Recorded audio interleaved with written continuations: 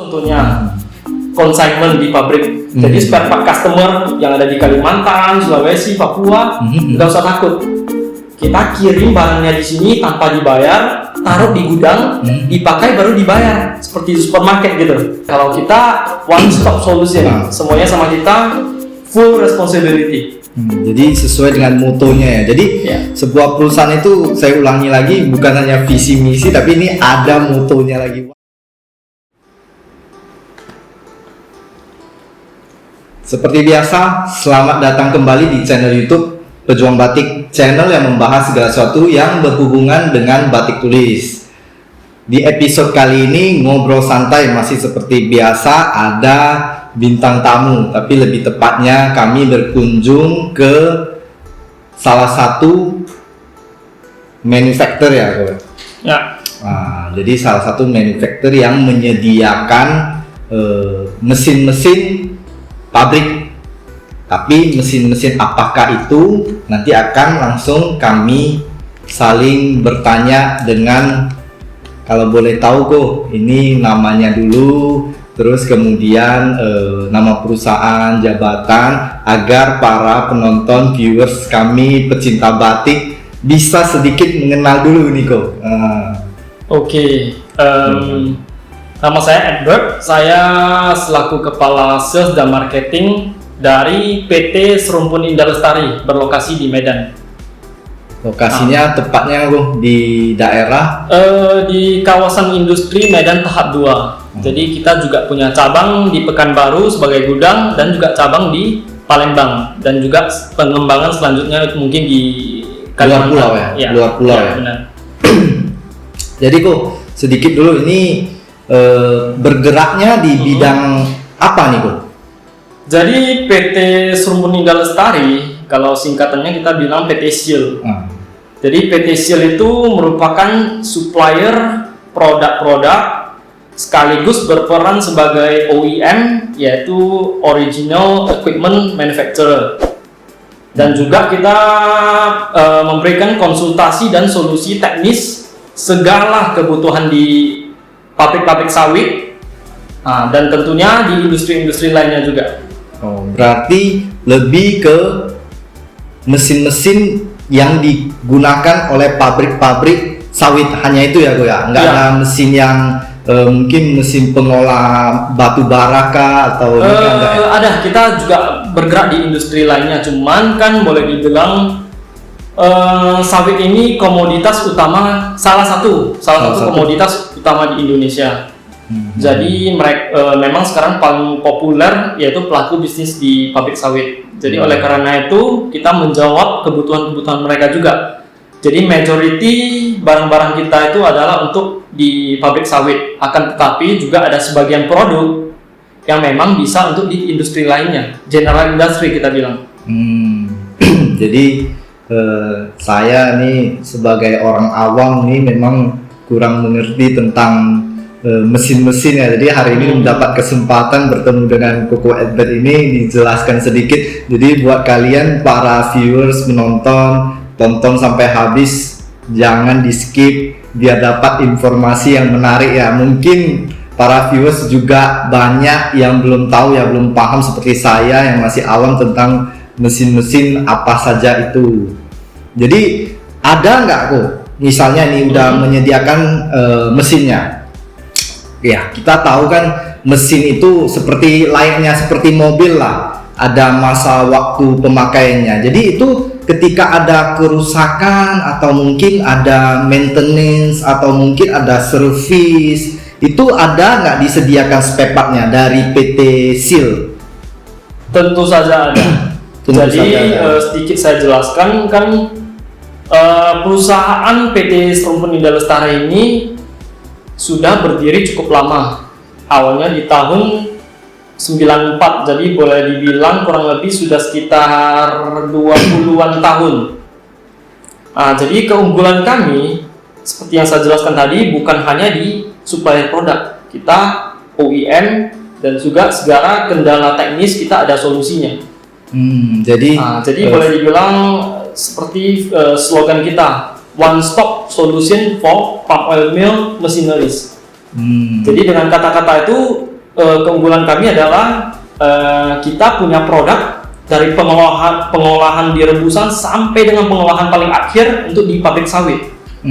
Jadi segala produk kita ada, spare part juga ready stock, bahkan unit-unit juga ready stock. Mungkin nanti ada ditampilkan nanti video gudang kami ya. Oh bisa nanti kalau boleh izin ya aku ya, nanti bisa di slide sedikit tentang mesin pengolahan sawit ya aku ya. Iya. Jadi karena saya pun masih penasaran juga ini mesinnya bagaimana, ini mungkin para viewers bakal penasaran juga nih. Kalau boleh izin nanti kita slide sedikit nih.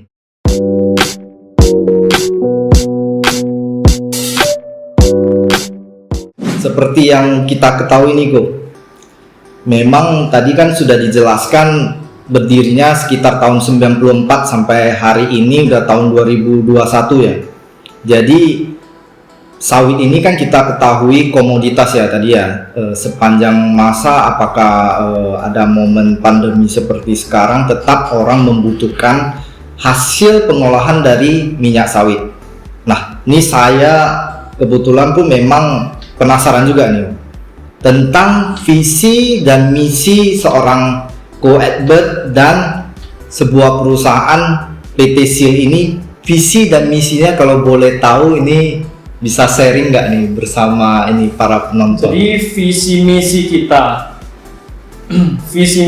sebenarnya adalah menjadi market leader untuk khususnya di nasional ya di Indonesia, yaitu menjadi market leader di mana kita bisa menjawab segala kebutuhan untuk para pelaku bisnis sawit.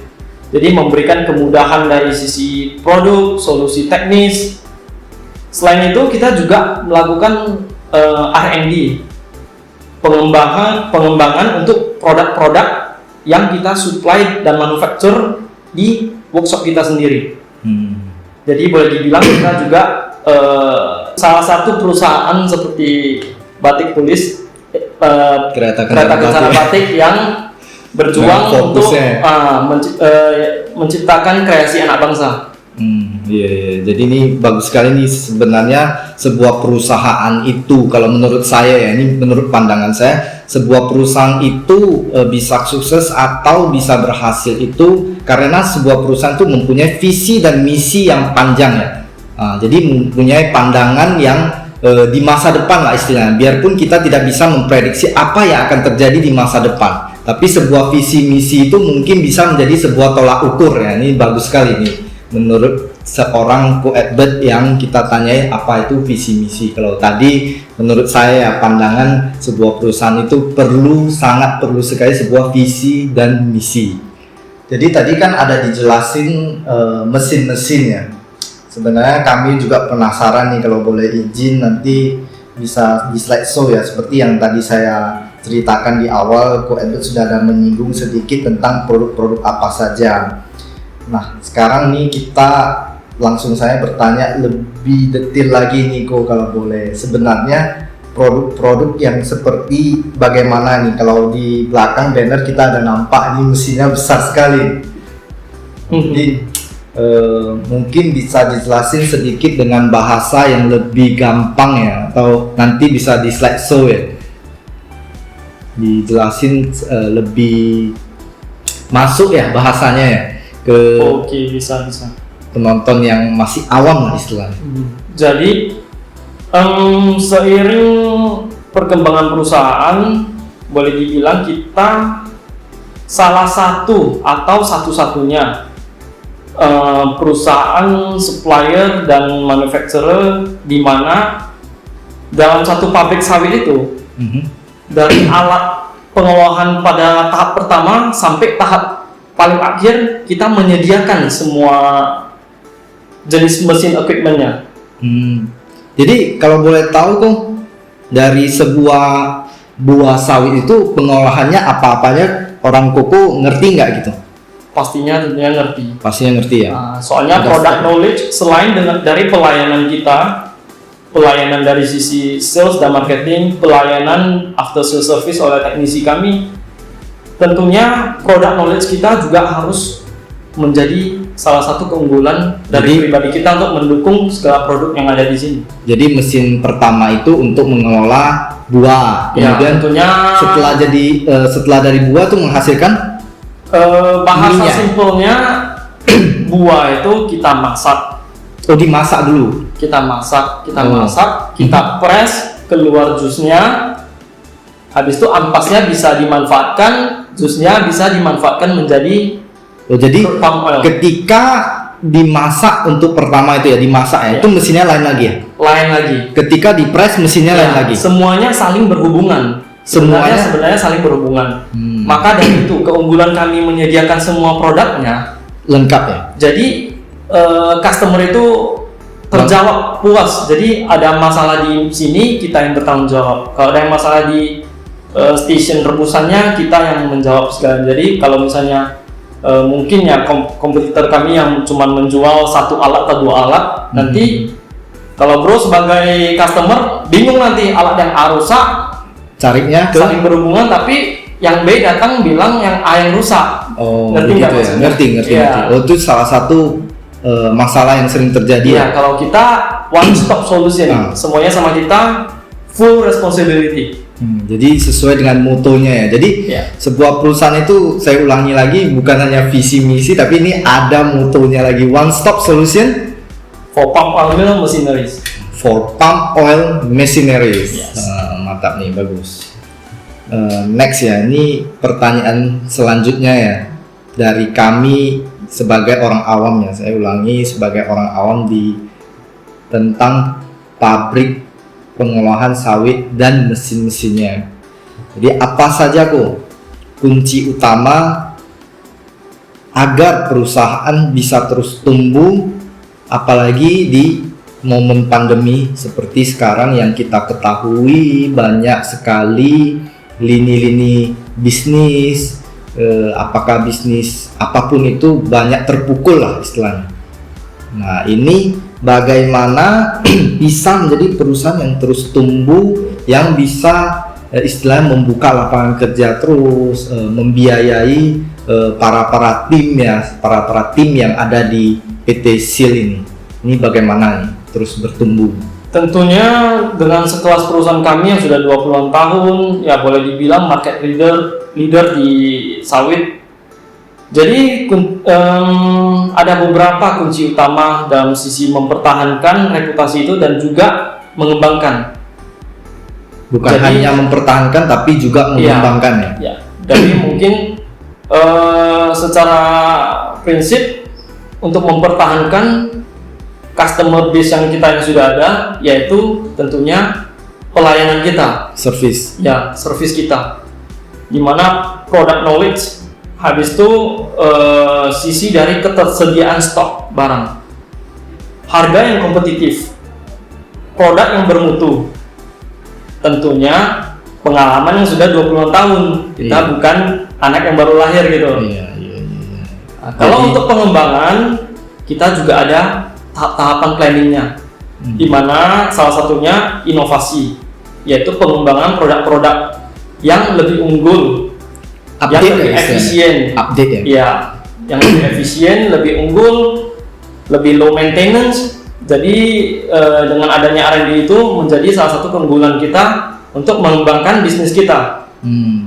Ada lagi tadi mengembangkan di luar pulau Sumatera ya gue ya. Jadi ada di awal saya ingat ada disinggung. Ya sorry, mungkin ada sedikit kesalahpahaman.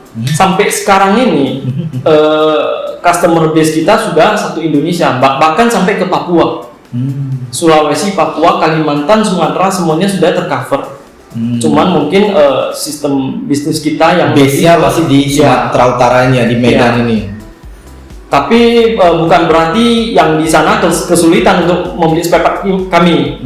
Sampai sekarang aman-aman aja dengan berbagai solusi administratif yang kita tawarkan. Berarti ada satu contohnya consignment di pabrik. Jadi spare part customer yang ada di Kalimantan, Sulawesi, Papua, nggak usah takut. Kita kirim barangnya di sini tanpa dibayar, taruh di gudang, dipakai baru dibayar, seperti supermarket gitu. Oh, jadi ada sistem begitu ya. Jadi memang ini pertama kali saya mendengar menjual mesin tapi ada sistem begini ya. Ini Iya, consignment. memang solusi ya, ini namanya solusi ya. Iya. Yang belum pernah ada. Mantap, mantap, mantap. Nah, tadi kan udah sedikit disinggung tentang mesin-mesin pabrik pengolahan sawit. Nanti akan di slideshow, saya ulangi lagi ya. Jadi di slideshow, tapi ini kan memang channelnya YouTube Berjuang Batik. Jadi kita mesti bertanya sedikit nih kepada Ko Edbert. Pertanyaan yang paling sering lah, mungkin para penonton viewer sudah bosan dengan pertanyaan ini ya. Pertanyaan di akhir-akhir ngobrol santai. Ko, sejak kapan nih menyukai batik tulis? Sejak kapan ya? Boleh dibilang saya mengenal batik tulis mungkin belum gitu lama, mungkin 5 tahun terakhir ini. Jadi dimulai mungkin pada saat saya ada event-event khusus, terutama di kota-kota ibu kota ya, Jakarta boleh dibilang. Jadi pada saat ke sana memang rada bingung nih, kostum apa yang mau kita pakai gitu. Soalnya eventnya sangat formal. Jadi pada saat itu saya ke sana ya memakai mungkin kemeja dan blazer ya, pada umumnya. Jadi saya melihat di sana loh, semua kok pada lebih keren dari saya gitu. Memakai batik gitu kan. Memakai batik tulis ya. Memakai batik, jadi semua lebih keren. Jadi saya mulai berpikir kostum formal berupa kemeja dan blazer itu untuk di iklim tropis seperti kita ini sangatlah tidak cocok. Malah yang batik itu jauh lebih keren. Nah, pada saat itu saya melakukan research. Mungkin pada saat itu saya masih buta ya tentang batik. Saya beli batik yang standar mungkin, ya yang standar. Brand ya. Iya, tapi awal-awal. Makin kita mencintai satu barang itu, makin kita research. Mau mencari yang unik, yang lebih prestis kan gitu. Jadi saya pelajari, loh batik tulis ini kerajinan tangan yang dimana mungkin jarang ada desain yang sama. Habis itu dia desainnya itu enggak full 100% sempurna. Jadi boleh dibilang yang membuatnya unik gitu ya. Jadi boleh dibilang saya mengenakan karya seni Indonesia. Gitu. Ini bagus sekali ini. Ya mungkin ngobrol santai kali ini hampir di penghujung ya. Jadi pertanyaan terakhir nih Ko. Masukan untuk kami pejuang batik apa nih Ko? Mungkin pesan saya lanjutkan ya. Dikarenakan saya melihat apa yang bro sudah mulai ini cukup bagus, berbeda dengan yang lainnya, di mana berbisnis itu bukan cuman semata-mata mencari keuntungan, tapi lebih ke edukasi dan promosi, bukan promosi semata-mata untuk jualan, tapi promosi untuk membawa budaya Indonesia ini.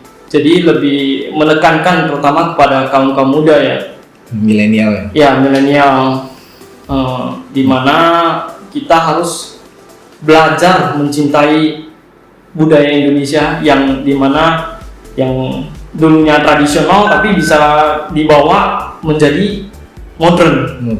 Contohnya nih bro, model yang bro pakai ini kan berupa sebuah jaket bomber ya. Iya, yang sudah dimodernisasi dari sisi jenis pakaiannya kan. Iya, biasa batik tulis seperti dijahit seperti menjadi kemeja. Jadi kami bisa mendesain dari sebuah kain batik tulis ini menjadi sebuah pakaian seperti jaket bomber dan jas dan yang lain-lainnya. Jadi lebih modern. Ya, memang itu tujuan kami lah, visi misi kami. Jadi ya lanjutkan, tetap semangat. Sip. Sama-sama lo nih. Oke. Jadi see you on the top ya, sama-sama ya. Oke. Jadi sekian dulu untuk video ngobrol santai kali ini. Saya Dennis Juang dan saya Edbert menutup video kali ini dengan moto pejuang batik, sudah saatnya kita berjuang melestarikan warisan budaya Indonesia. Dan satu lagi, sudah saatnya kita saling mendukung sesama pengusaha lokal. Oke, bye-bye.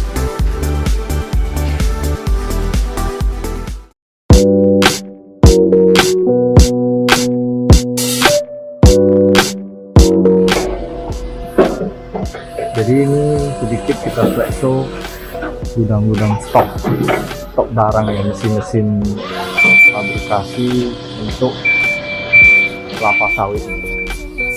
Ini proses kita akan dikirim ke customer ya, jadi kan diceritakan akan di slideshow.